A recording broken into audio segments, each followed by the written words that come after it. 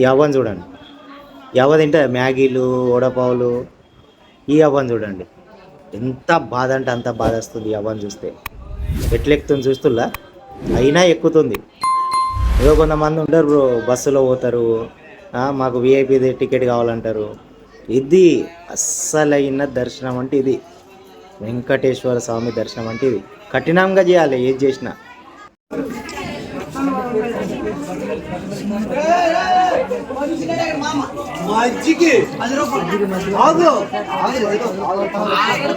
₹10 ఇచ్చా మజ్జిగ దాయి కన్నా ఒక వాటర్ బాటిల్ తీసుకొని, లేదంటే ఫ్రీగా నీళ్ళు దొరికితే ఆ నీళ్ళు తాగింది బెటర్.